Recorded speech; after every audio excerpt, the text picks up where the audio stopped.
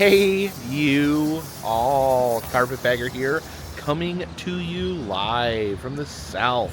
More specifically, we are headed down US 1 in the state of Florida, barreling towards Key West, barreling towards the southernmost buoy on this long trip. I think maybe, are we almost up to 3 weeks now we have been on this trip. Now, yesterday we ended at the beautiful Daytona Beach in near St. Augustine, Florida, and today we are here at Daytona Beach as we are traveling down the east coast of Florida. Got a few things I wanted to do today, and I hope you guys will please follow me on the Daytona Beach pier here.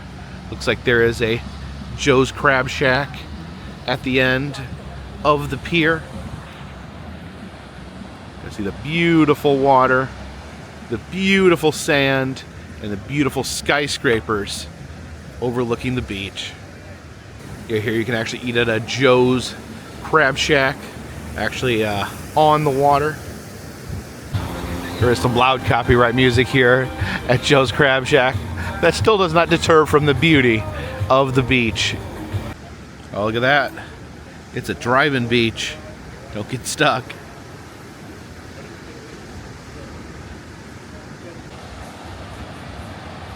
I come down here on the boardwalk. Figured we'd check and see if we can find a souvenir here at Michael's on the beach.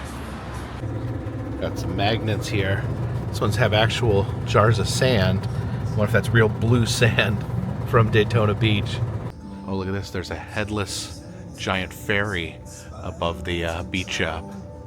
I am always a fan of shell people. Oh, this one here, look at it. It's got like real hair. It's like yarn hair and a football. You can pretty much buy a gator head in any gift shop in Florida. You can tell a lot about a town by what they put in their snow globes.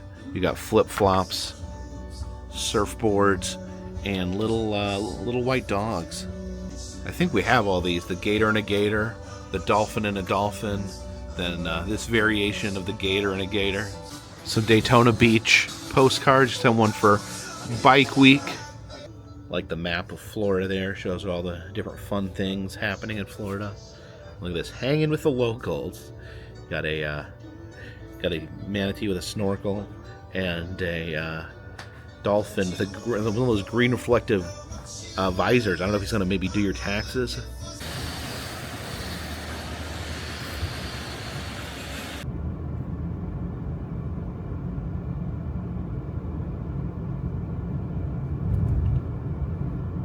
So I think the one thing Daytona is most famous for, in addition to the beaches, is racing, race cars.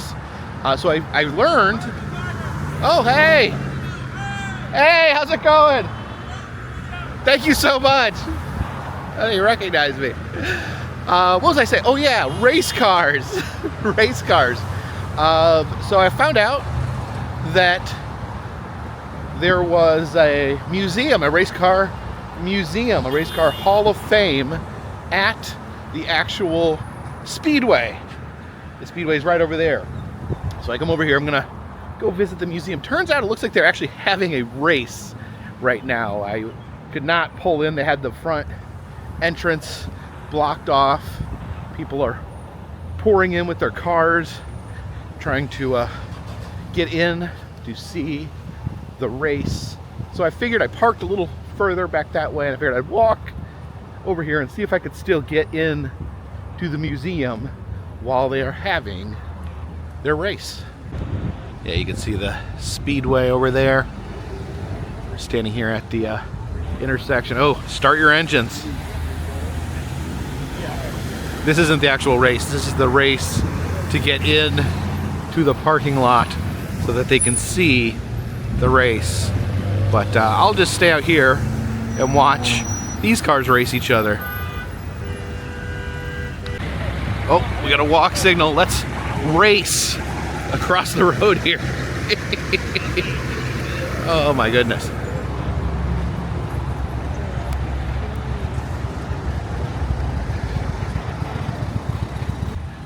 Yeah, this was the parking lot that I was trying to get to, but looks like they closed this up. Maybe they closed this off during the races. And here we are at the Daytona International Speedway. I'm hoping that the Hall of Fame is open. Here is William France and France. The founders of NASCAR. Okay, they founded NASCAR. Okay, I think this is what we are looking for. The Motorsport Hall of Fame of America. So apparently they do tours of the Speedway. Not today though, because there's an actual race going on, but the museum is still open. And we enter the museum through these tunnels over here. Let's head in.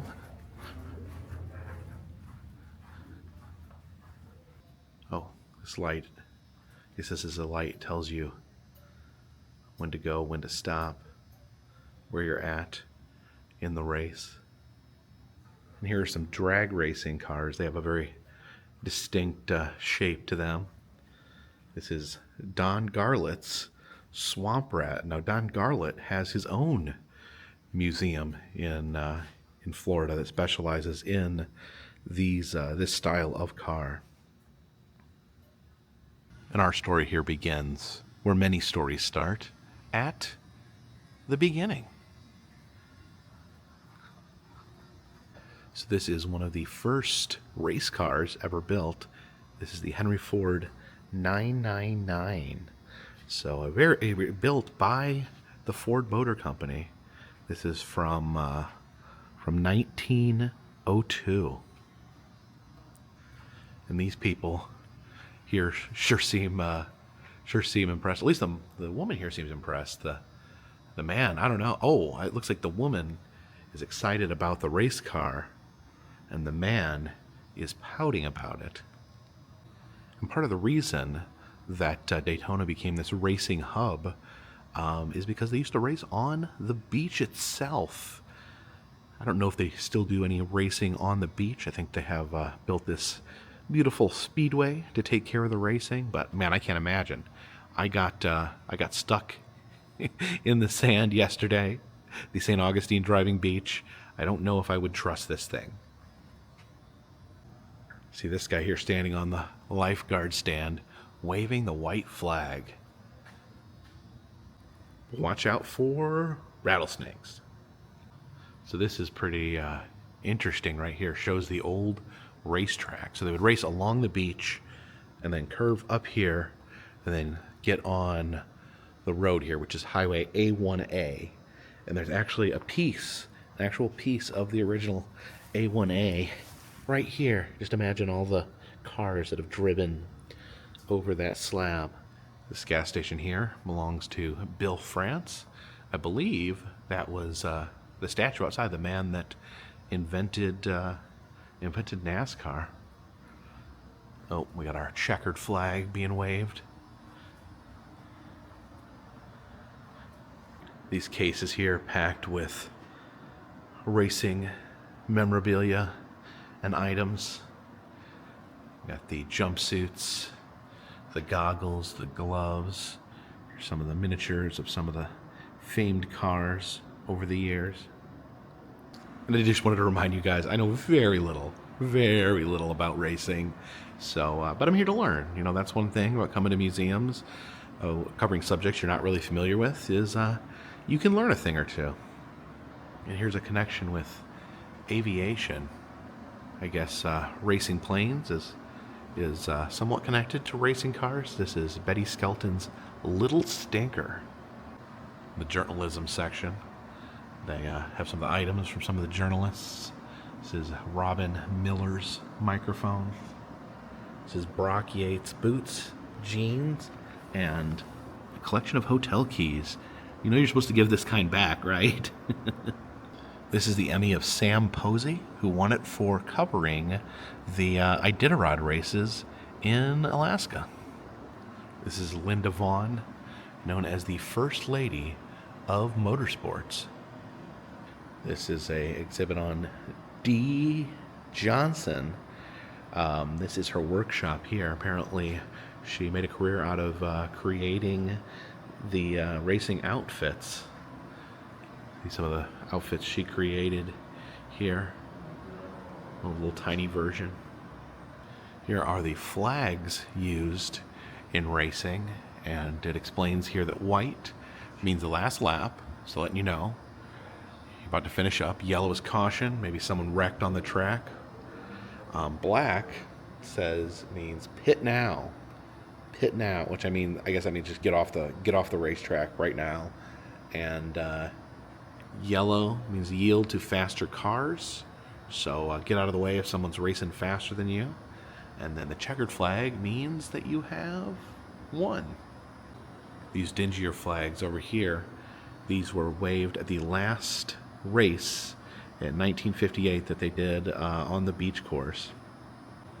Here's our motorcycle section. Okay. I thought it was just a little tiny closet full of motorcycles, but it expands over here. Quite a few motorcycles in the collection. You know, I guess on a racetrack, you can race anything. You can race cars, you can race motorcycles, you can race ostriches. Out into this main area, all these different cars, different styles of cars used in different events.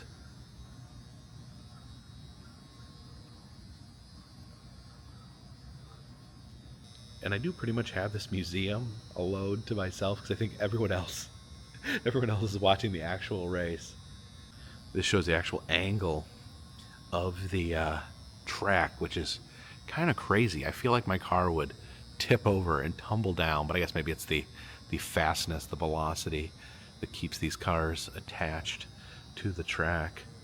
I like some of these more unusual cars here.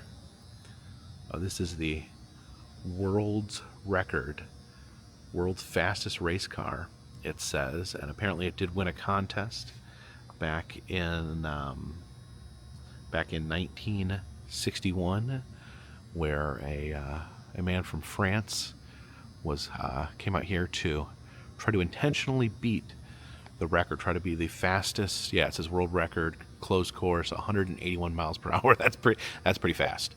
I know they out in Utah they try to break land speed records at the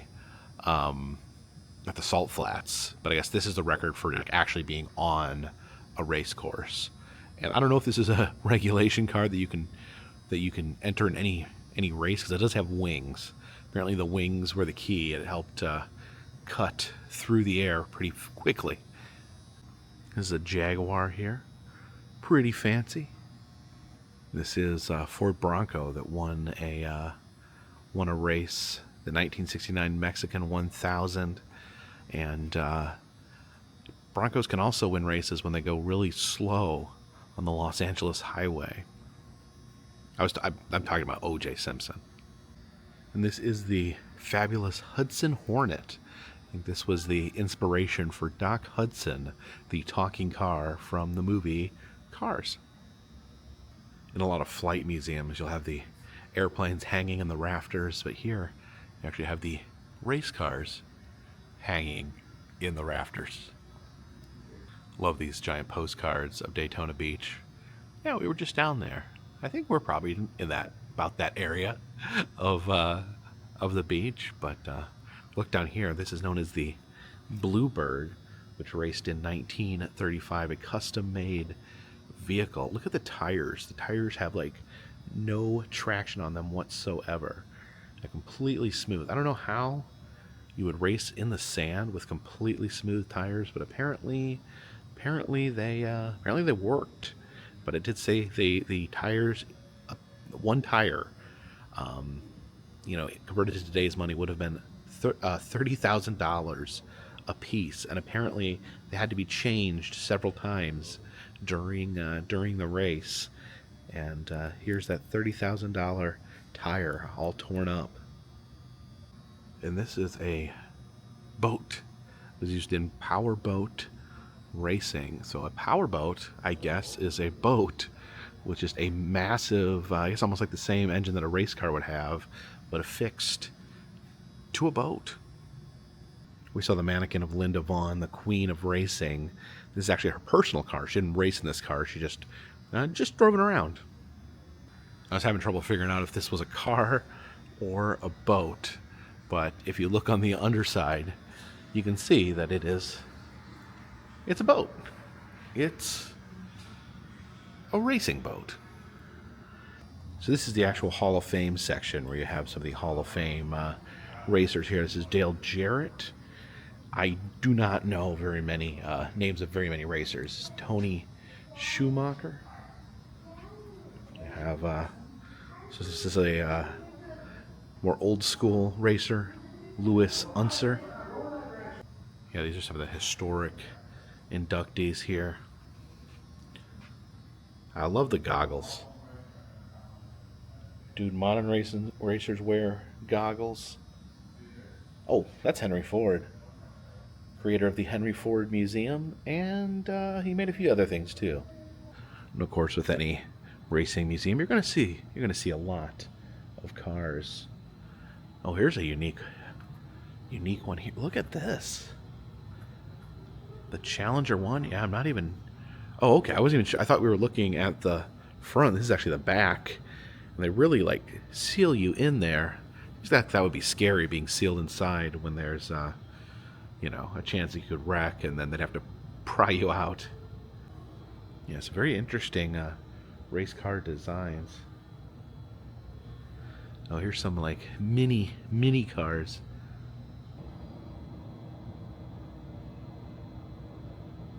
Definitely a very nice looking museum. Definitely appreciate the design elements here. And look at this car here. What is even happening? What?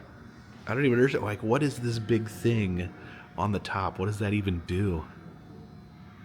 It says they repaved the track at the Speedway here in 2010. And here's an actual preserved piece of the track. And they have the 2025 Victory car here. Car that won the last Daytona 500 race. There is William Byron. This is his car here. And it looks like he brought it in one piece, but you can see it's still covered in the confetti from the Victory celebration. And it looks like we exit through the pit shop. You can get your Daytona gear, your Daytona hat, or one of these awesome big foam fingers.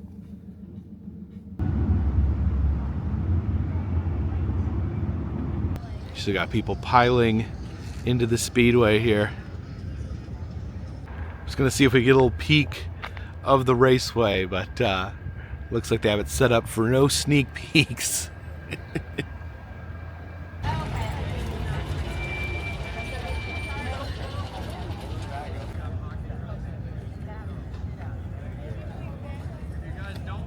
As I was leaving the Celsius booth here, gave me a sample of their energy drink. Oh, pretty yummy. Ooh, it tastes like candy. Hopefully this gives me the energy I need to complete Route 1. And this section of Route 1 is actually known as the Jimmy Buffett Memorial Highway. And here is one of the more infamous spots along Route 1, the Scoot Inn Motel. This motel here was the home of Eileen Wuornos from 1989 to 1990, probably the world's most famous female serial killer. She lived over here in room number 7 while she was committing her crimes. She would use her profession to lure men, to get men alone, and then rob and kill them. And later on, she did say that that at least some of the murders were self-defense, and she was later executed by the state of Florida for the crimes that occurred while she was living here at the Scoot Inn. One day I've thought about it. I don't know, maybe one day I will try to get the room here and stay the night. I know my friend Dan Bell actually stayed the night here in room number 7, and while he was there were still all the same furnishings, the bed, everything was from when Eileen was here. But I don't know, I don't see a lot of activity here. There's no cars in the parking lot, so I'm not sure what the current status of the motel is. But yeah, definitely an ominous little spot here along Highway 1.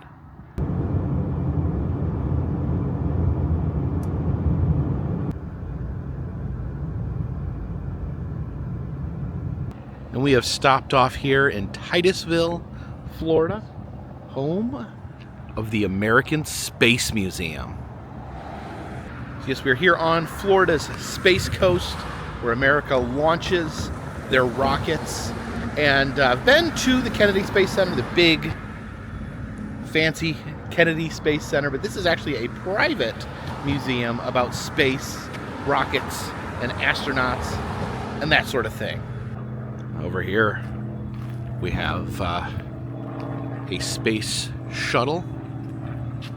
Oh, there is a SpaceX rocket. And I assume these are some sort of rocket engines. Without further ado, let's head inside the American Space Museum.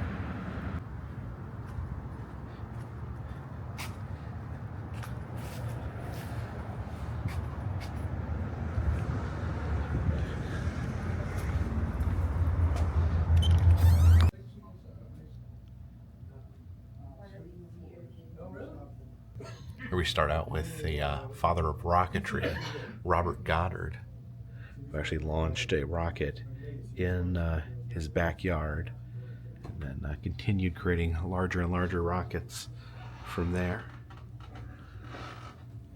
Talks about Sputnik and launching poor little Laika into space, never to return.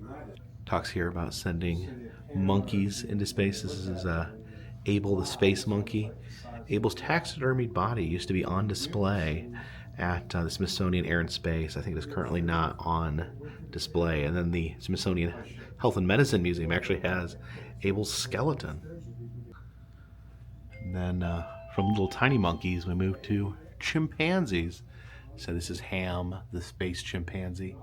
Said that Ham proved that you could maintain motor skills while in space. You actually had to pull levers and push buttons.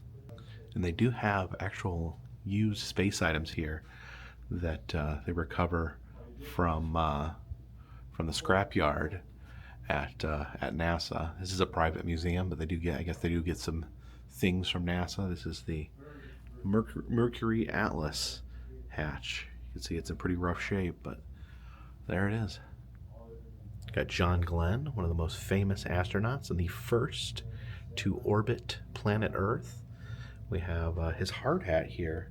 It's the helmet he wore during training at NASA. You can see actually wearing this helmet in that picture. This is the button. This is the button that was pushed to launch John Glenn into space. They preserved the little button there that was pushed by T.J. O'Malley that sent John Glenn in to space. And this is the hard hat of C.D. Fowler. It actually has the wings on the side. It says that the wings were an allusion to the Roman god Mercury. It says he was an employee of General Dynamics and General Electric who worked on the space shuttles. And it said he was a moving force in creating this museum. It says here that they couldn't install lighting on the third Mercury mission because of, I guess, the lighting equipment was too heavy. So instead they just gave John Glenn these gloves with a flashlight built into the fingers. See the switch there on the back. This is a Gemini parachute here. Let me see one of the actual flight suits used in the Gemini project. This is the Karen Conklin Woman of Space Gallery, where they have all the women who have ever been in space. Now, one of the docents here, a man who had worked as an engineer for NASA, told me that this did not include women that had flown on Jeff Bezos's rocket, because technically they don't enter completely into space. All these women have entered space. It says, at least the ones that were autographed are women that have actually visited the museum here. It said that astronauts do often come visit the museum. So this says, if I can become an astronaut, you can too. Susan Kilrain. And they put on here special things, such as first woman commander of an international space station, Peggy Whitson. Over here, Sally Ride, the first American woman in space. This is a Russian woman who was the first woman in space. So yeah, she holds the distinction of first woman in space. Sally Ride, first American woman in space. And they actually keep track of which women are currently in space. So Nicole Ayers there, currently in space. And then Anne McLean here, currently in space. Down here we have the handprints of so the astronaut Sally Ride there, Eileen Collins, and Catherine Sullivan. They said that they do have someone that goes out to the different astronauts and tries to get their handprints. Here's a map of the launch pads at the Kennedy Space Center. Each one of these is a different launching pad, and they were telling me there's about 90-something launches a year. Said a lot of private companies getting involved in space and launching. Now this is a spacesuit demonstrator. This is not actually a suit meant to travel to space. This is to try out different features of spacesuits to see if they work before sending them out into actual space. And this is a mock-up of a spacesuit. Shows how the tubes there all connect to their backpack here that has oxygen, as well as other things, water for coolant, as well as other chemicals. And yeah, they hook up to these different nozzles there. And then this is a boot. Apparently they only wear these boots when they are when they're on the moon. This is meant for walking on the moon specifically, because they don't want to get moon dust in their spaceship. It's a statue of Alan Shepard golfing on the moon. This is during the second spacewalk on the Apollo 14 mission. He got out his golf ball and attached an adapter onto one of his tools so he could hit a golf ball on the moon. It says he could only swing with one hand because his suit was so bulky. And you see the astronaut Snoopy here. Often almost every gift shop that for a museum having to do with space sells Snoopy astronaut merchandise, and I just thought it was a thing they did, but apparently Snoopy has become a safety mascot for NASA, so actually is in official capacity a symbol for NASA. This is a 1/6 scale astronaut there. You see he's got the video camera there strapped to his chest. That's I guess that's the original GoPro chest strap. So these pieces here, they say, have actually been on the moon. These little strips, these are the safety line on a module there. You see that's that line right there. and they would cut them into pieces to give to people who served with the space program. This is an Apollo 13 astronaut doll made by the toy company Kenner. This is the Skylab section. This is Bob Crippen's flight garments from this Skylab. And then there is a fit check helmet, so someone's head would go in there. One of my favorite things about space museums is the space food, delicious space food. There is chicken and gravy. These are all freeze-dried. Macaroni and cheese, potato patty, an apple drink. Here's some snacks. The Rice Krispie treat. I guess they just have regular Skittles. Just, I guess, don't let them all escape from the bag. You don't want Skittles floating everywhere. This is the water dispenser. So apparently there is some complexity to keeping water safe and usable. I guess if it gets loose, it can just like float around in the air, and that's super annoying. This is a defecation containment device. That's where they put their poop in that bag. Okay.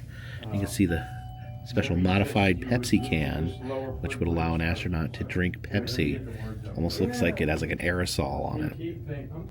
This is the Space Workers Gallery in here. Oh, you can see this is the clean room garments. They stay nice and clean there. Oh, there's a fire proximity suit. It's worn by firefighters. Yeah, I imagine you get some high temperatures out there on the launch pad. What's this one here? The escape suit, self-contained atmospheric protective ensemble. I guess this is just kind of like a complete isolation suit where you're completely self-contained in there. I have this fear, and I don't know if I've ever talked about this before, but like astronaut suits terrify me. Stuff like this terrifies me. Like, what do you do if you have an itch on your face? Like, do you just go crazy? Do you implode? I don't think I could ever wear something quite like that. It seems terrifying. Does anyone else have the same fear? The box there, it says a critical space item in there. Ooh, mysterious. And there we see Snoopy again. Was anyone else aware of this? That Snoopy was a mascot for NASA, especially specifically for safety. But yeah, I mean, it all makes sense now because I see the Snoopy astronauts everywhere. Now these are pretty interesting here. These are conceptual space shuttle models. These were actually made before the space shuttle. So this was kind of concepts on what a space shuttle may look like. I mean, that looks fairly close to what was settled on, but some of these other designs are way different. You can see some of these actual consoles used in space launches. This is some of the landing gear tires. Yeah, so these are 1970s era consoles. And it says they did have some color. In them, the color monitors there. And one thing I think is interesting, it shows here, this is an iPhone 4. And it says the iPhone 4, the computer inside an iPhone 4 is more 600 times more powerful than the computer that made all this work. Crazy when you think about it. It's the 1970s. Technology's advanced that much. Just think about, another 50 years, what things are going to be like. Oh my gosh, I'm glad I won't be here. Here it talks about two of the biggest space tragedies of all time: the Columbia and the Challenger.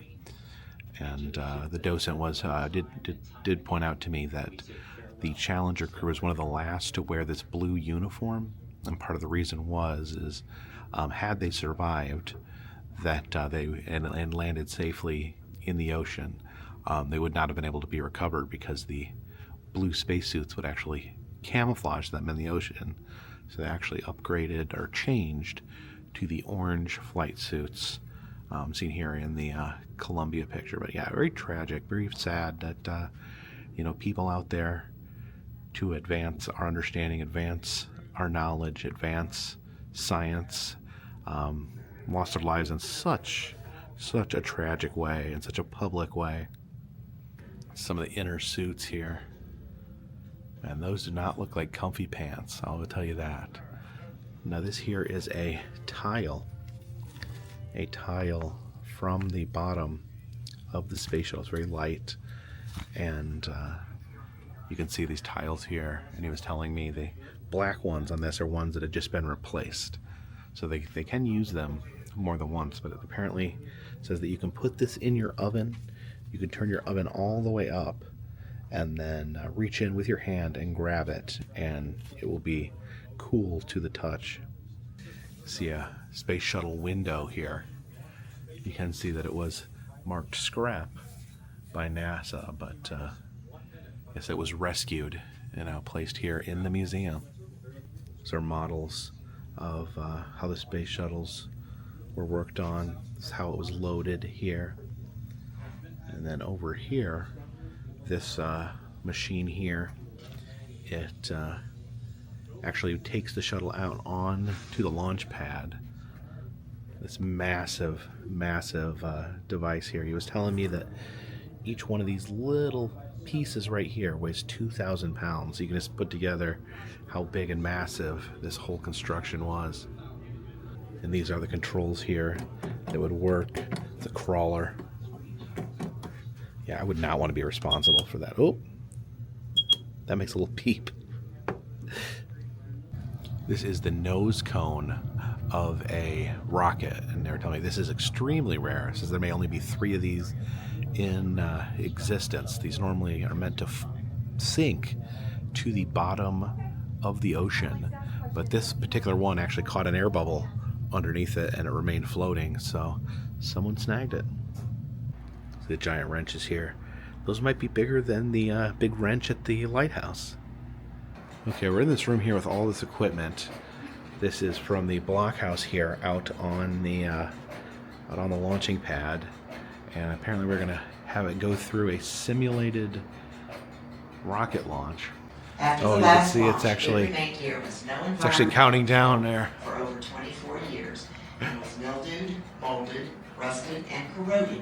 You're right on the top of the rack. Now look at the countdown display. It is sent to everyone supporting the launch.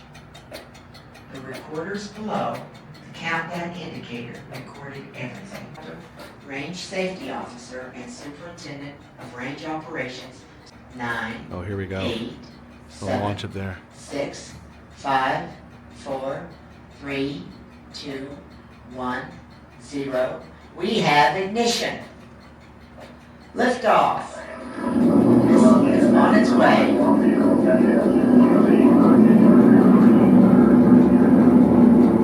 The cameras and launch pad functions are being turned off. The plus count will be run from central control for the duration of the missile flight. The sequencer has done its job and will be standing by for the next launch.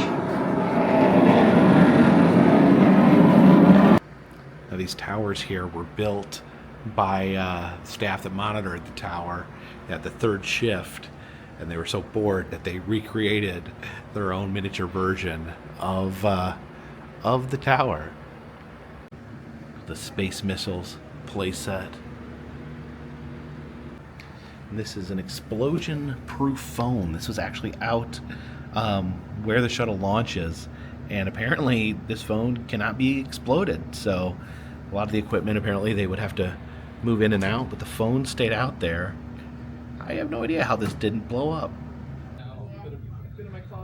And here it says the running total of humans that have orbited Earth, 633. It's in a very exclusive club. Then total women is 83.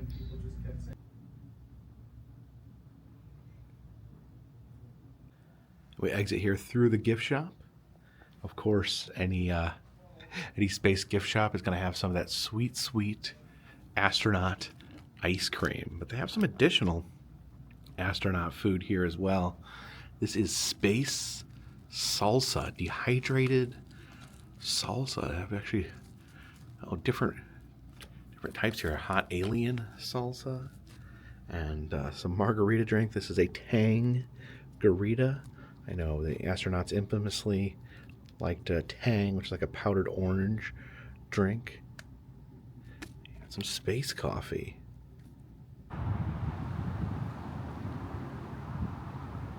So the American Space Museum, a wonderful, wonderful little institution here. It is, it's all private. It's not funded by the government, not funded by NASA. Like I said, they do get some items from NASA. I guess, they can get items from the scrap heap and communication with NASA. But this place is run by people who are very passionate. You can see the passion. Several of the docents I was able to talk to that told me about the stories and the things that they were interested in. Obviously, their passion shined through. One of the men I spoke to was an engineer that worked for NASA. Another gentleman I spoke to, he actually had come out. He had actually moved from out of state to be here and help run the museum. So you just feel the passion and love people have. I guess it's like all stuff that people have collected privately that eventually enough enthusiasts got together where they could open up a actual museum, and it shows. It just shows the level of passion, level of understanding that they have here at the American Space Museum. Do you love the American Space Museum? You bet your ass, astronaut. I do.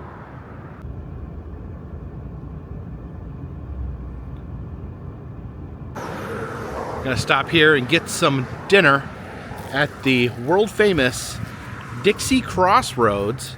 There's their mascot there, the shrimp. It says Mr. Rock on his apron. And look at this, pointing you into the parking lot. You have these wonderful little shrimp creatures wearing top hats and bow ties. There's another shrimp man over here.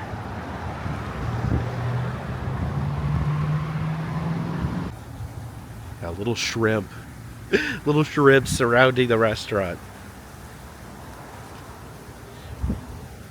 See these alligators over here vomiting into the pond. Another little shrimp man over there. Oh yeah, more shrimp over here. And look at this, we have a lady shrimp. As we enter here, you can see a shrimp holding the guest book, and they even have a little space exhibit here. There's an Apollo training boot. That's like the moon boot we saw at the Space Museum. I wonder if that's the other boot in the pair. Oh, you can see the shrimp stained glass there. Alright, looking at the menu here. Apparently they are known for something called rock shrimp. It says they were the first place to serve rock shrimp. So that's probably what we're going to have to go for here. Look at this. They even got the little shrimp people on the napkins. Tuck your silverware down there. Alright, joining some friends here for dinner. They recommended this place, and we start off with eating funnel cake? Is that... It's pretty much. They're corn fritters. They're delicious. And like the waitress said, they're kind of like little donuts. Little donuts. With whole pieces of corn in them. So is this like a dessert? Or no, this is apparently that's your starter. This is like your chips and salsa here. Yep.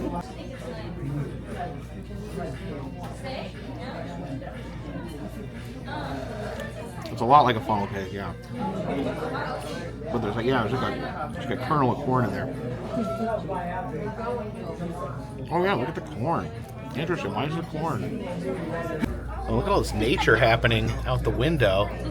There's a bird walking by. There's like a whole bunch of turtles. All right, starting off with some Old Florida shrimp soup. There's a little tiny shrimp in there. Some potatoes. Some other meats. All right, the waitress said this was hot, so we'll blow on it.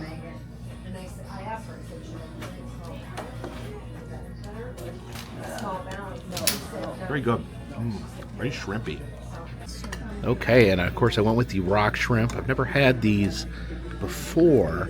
So if you see, you turn them over, they have like a really hard shell, like a lobster shell to them. I guess those shrimp we saw outside, the fiberglass shrimp, are all rocktail shrimp. And apparently these, at one point, they're telling me that no one would eat these. They'd throw them back because they were apparently hard to eat because of the hard shell. And then this restaurant here was the first to embrace the rock shrimp, and I guess they're again serving them like this, where they're filleted open. So let's try these. Give me a little butter there. We've eaten a lot of lobster over the past couple weeks, but try the little miniature. I mean, it looks like a little miniature lobster. Oh, that's good. That is very good. Oh my gosh. A little hard to get off the shell, but very tasty. So Matt got these are the red shrimp. Royal Red. Royal Red. I've had these once before. These are like seasonal shrimp that I guess are pretty rare. You can never know when a restaurant's going to be able to have these. So I might steal one of your ruby red shrimp. Yes, please. Do the taste test here.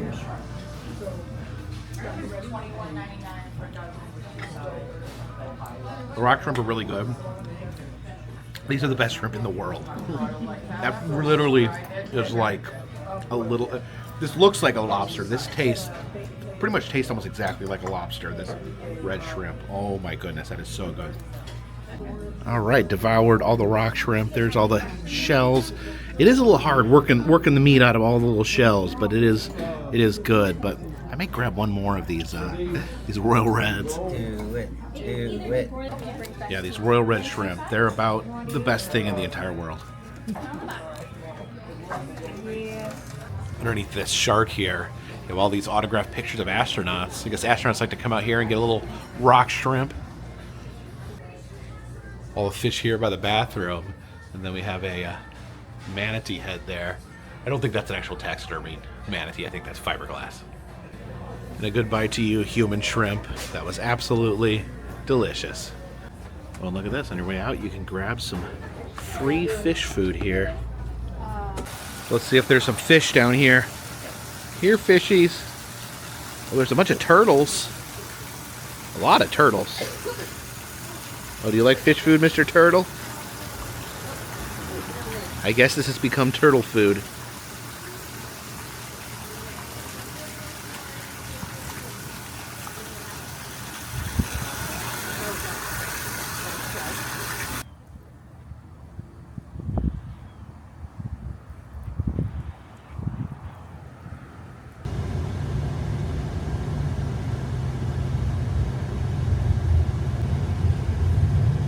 We're taking a little tour here. And oh, okay. Yeah, you can see the Space Center out there. There's the vehicle assembly building there. It has some sort of record. It's like one of the biggest buildings. It is. The interior is giant. Giant interior. They say it's so big that it's got its own weather. Yeah, I've heard that it actually has like clouds inside. Yeah.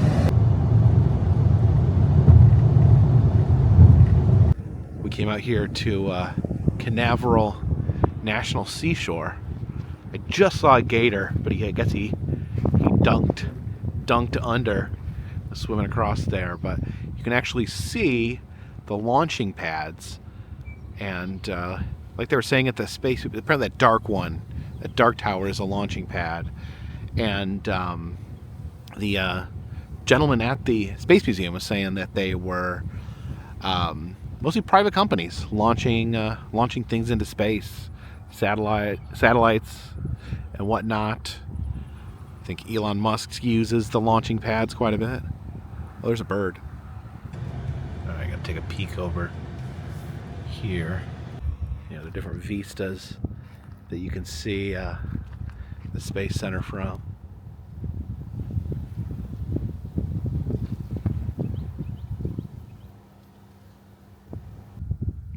And yeah, just an absolutely beautiful environment out here. Some of the Florida wildlife, right where they launch things into space.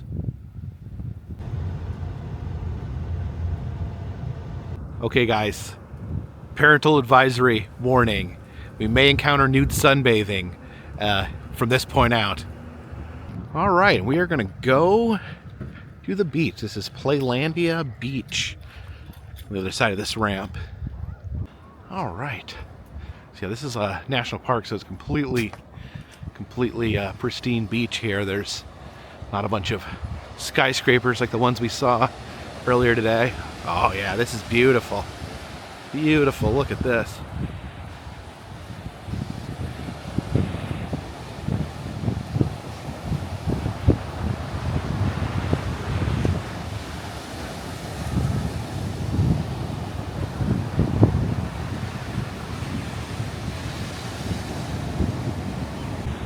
You can see the launch tower there at the end of the beach. So yeah, just imagine people come out to the beach, watch the rockets take off. I definitely got to do that. I've never watched a launch before, so I need to put that on my to-do list.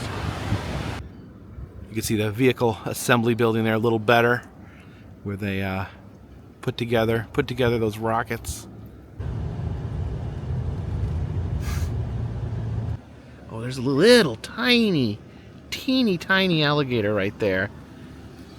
He just poked out in the road and he got scared when someone drove by. Oh, that's like just a little one. All right, so it may not be the right time of year, but apparently there's a manatee observation deck over there. Let's see if maybe we can spot one. And here's the dock. You can see the 2D manatee. I don't see any manatees, but there is another gator down there.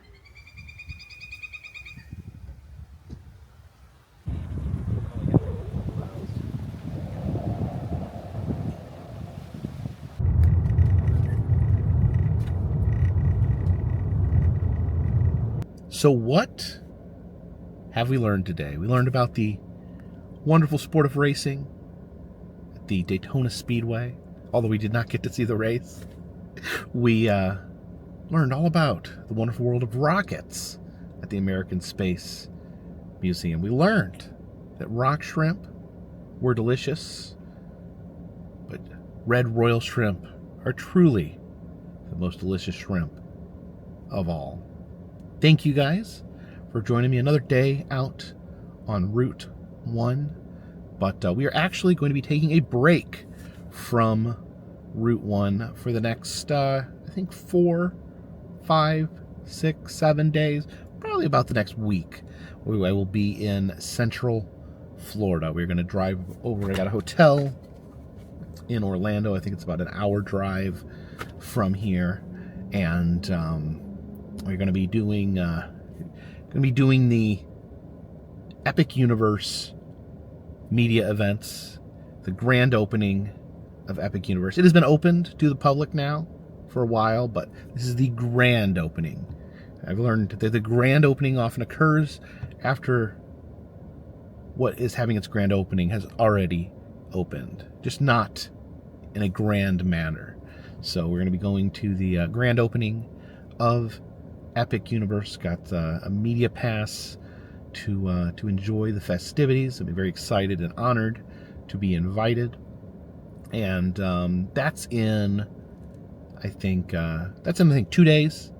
Got tomorrow and the next day, and then we have the Epic Universe festivities begin. My original plan was to get down to Key West and get back up before Epic Universe event happened, but that didn't really pan out. The planning, has been greatly manipulated here on this whole U.S. Route 1 trip. Starting back to things got pushed back because I got invited to the sneak peek event at Epic Universe back when I was taking the train to New Orleans. I had to fly to Florida and then fly back to New Orleans to get on the train to get back to Chicago. And then, of course, a couple train delays prolonged that even further, pushing my schedule back. So decided we're going to do Epic Universe on the way down. But after Epic Universe, we headed down to complete Route 1. We're going to be going through through Miami and down to the Florida Keys. And I have not been home since March 13th of this year. So I am going on, it will have been multiple months that I have been on the road, be it trains, planes, or automobiles. I have been away from home since March 13th. Now, fortunately, I've got to be able to see Jen. I got to be able to see my daughter. They've come out and met me while I've been out traveling, out adventuring.